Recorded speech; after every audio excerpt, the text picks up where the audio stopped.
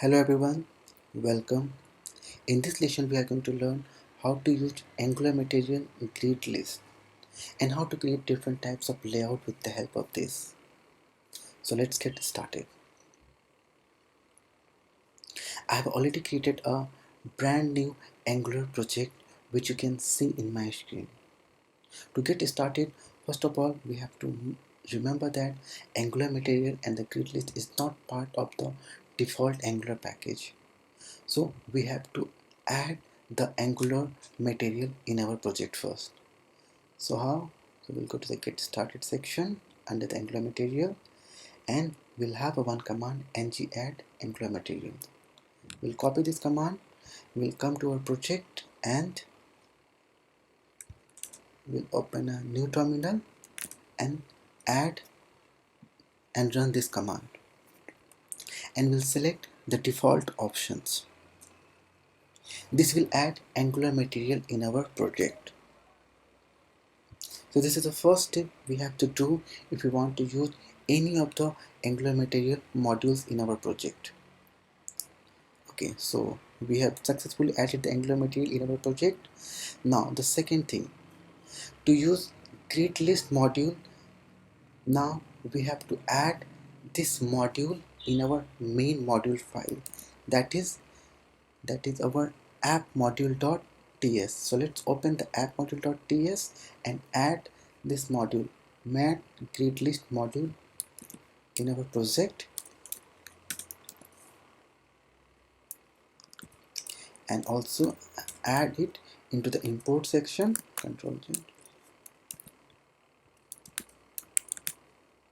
There's a linting error, so I will convert this from double quote to single quote. Okay, so we have successfully added Angular material in our project and then grid list module in our project. Now we are good to go and good to use the grid list module in our project. Before using the grid list, let me explain. The grid list contains of mainly two directives, and those two directives are the mat grid list and mat grid tile. These are the two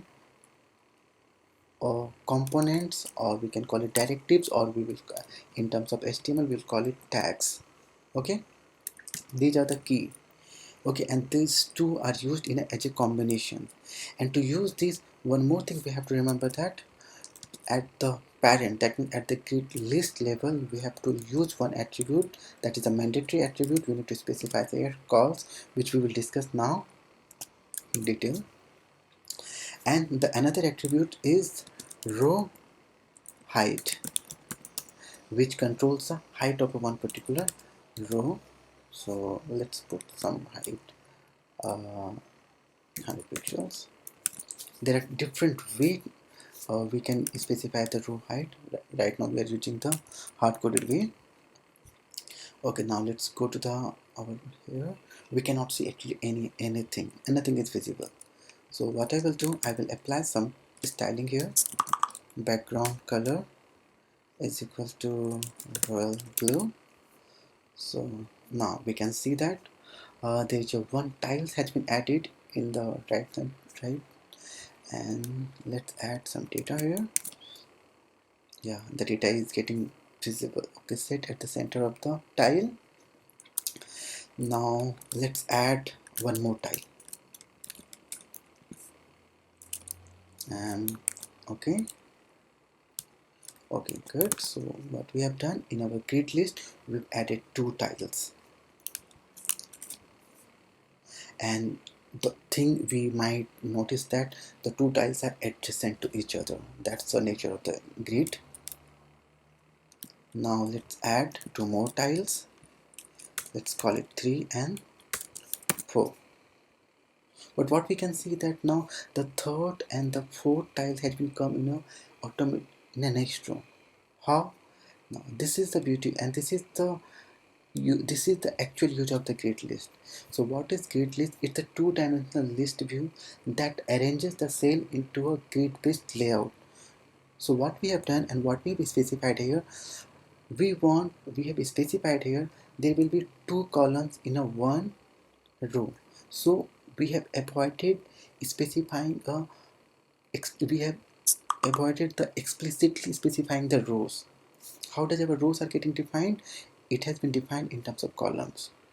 That means what? After two columns, the next element or the next tiles will automatically come in a next row. So what we have done or what we have saved, we have saved the one level of nesting. If you are coming from the normal bootstrap background and the flex background, you can correlate that we have saved a one level of nesting in our project by using the grid layout. Okay, and this is and okay, let's get started again. Instead of cols is equal to 2, let's suppose change to the 4. So what will happen now? All the elements, all the 4 tiles will be part of a one row, and if you put anything else, if we add more tiles, that will come in a next row. It isn't necessary that we always have to put 4 in a bunch. It can be anything, 5, 6. Now if we add here, sorry, so it automatically takes the next adjacent location and it tries to find out the place. Okay, so now we need to worry about one thing here. The every tiles has a equal height and width. If you want to play around with that, how to change the height or width of a one particular tiles? For that, Angular Material Grid List has provided two things. One is the row span and second is the col span. If you want to control the height, I'm repeating again, height. So for that we have to use row span. For let's suppose for the tiles 1 I want to increase the height.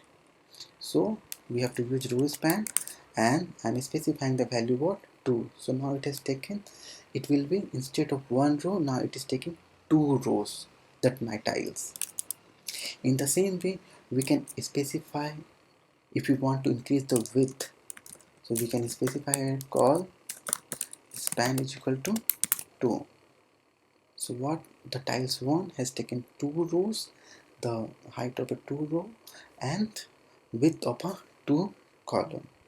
In the same way we can apply this rule to either of the tile, any of the tiles. So now let's suppose I want to work on tiles 3. I want to increase the height of the tiles 3. So this is my tile, this is my tile.